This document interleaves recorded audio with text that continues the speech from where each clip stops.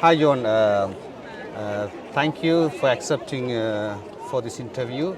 I'm so glad to have you on the screen here. So I have some few questions to you to be asked. So, John, how long you have been coming for the Lourdes Shrine? For the pilgrimage. So this year I celebrate my Silver Jubilee, 25 years. So I think I haven't came every year, but I probably came most years to Lourdes. Also as a student and then after ordination. So maybe for 25 years. Wow, 25 years. Maybe around that, yeah. So, 25 years you have been coming here. I think you have a lot of experience here about this shrine. So every time whenever you come here, what is your feeling and how do you feel here? So this year is a very different year from most because I'm not, I come as a sick pilgrim, whereas years before I came as an able-bodied pilgrim, and I assisted with the sick and with the youth and with the other pilgrims who came. But this year I come as a sick pilgrim, which is different because you see it from the other side. You know? Yes. So my experience is that one of tremendous care from all the helpers, and an experience of their desire to make the pilgrimage for me as smooth and as enjoyable as possible. Wow. Thank you very much. But very sorry to hear about your sickness. Sure. At the same time, I would like to ask you, because when you speak about Lourdes, Mother Mary take the kind of a prominent place and central place. Of course. And could you please just tell to our viewers and what is the relationship you have with Mother Mary? Sure, of course. Well, of course, being an Oblate of Mary Immaculate, she is paramount in our spirituality.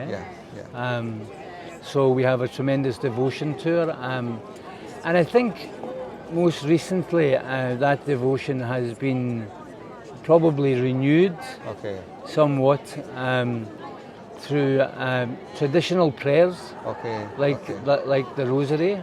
It's become a very important prayer for me during these what have been some difficult days. And my experience of Our Lady, especially this year actually, is that she'll look after me. So you have been assisting the pilgrims who have come here. So that means you are exercising your priestly ministry here. Sure. So when you exercise your priestly ministry here and anointing and celebrating Mass and preaching and everything, what do you feel and what do you feel about your priesthood? What do I feel about my priesthood? It's interesting. Very good question. I have a sense in Lourdes that your priesthood is something that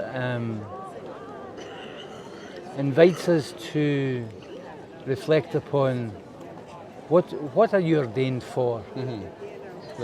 What are you ordained for? Right.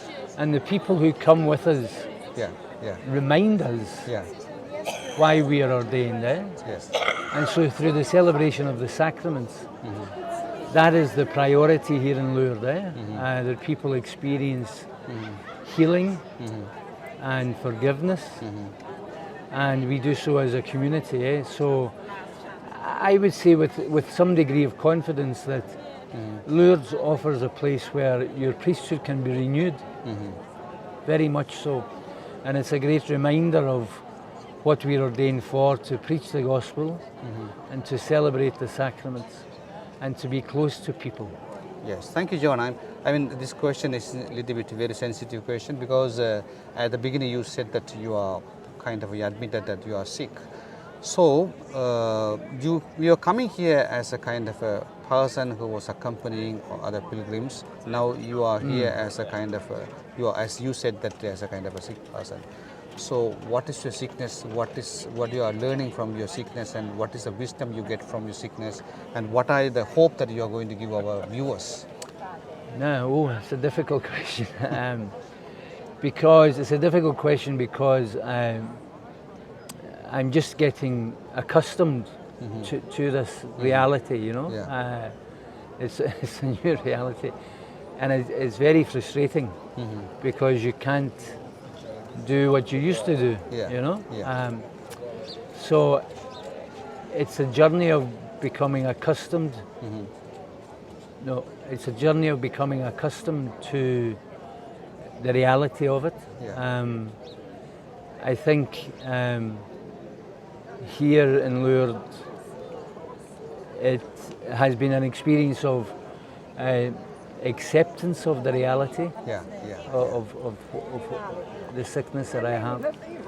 And whether in Lourdes or even at home, what it has done is that it has made me completely dependent. Most especially, obviously, on people who look after me. But spiritually, completely dependent on God. Yes.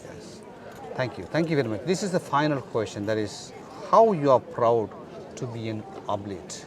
Oh, that's a very good question. Proud to be an oblate. Well, at one level, I think of all the wonderful men who went before us, you know, from the Anglo-Irish province and from provinces all over the world, you know. So that is a source of tremendous pride that these men were wonderful, courageous missionaries, you know. So to stand on their shoulders is quite a responsibility. I think in the present day, the value of the Oblates that is I've came to appreciate more this year than any other year is the value of our community life. Right? Often we can dismiss community life as something that you have to do, you know.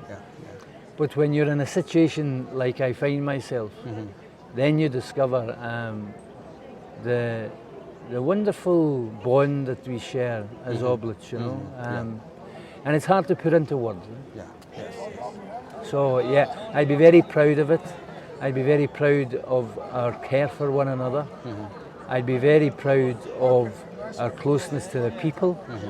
And of course, I would pray most especially on a regular basis for vocations to our way of life. Thank you very much, John, for your fruitful and very deep sharing, because God calls you and He will be with you and He will not abandon you, and you have come to Mary and Mary will be protect you always. Sure. God bless you. Thank you very much. Thank you very much indeed. Thank you.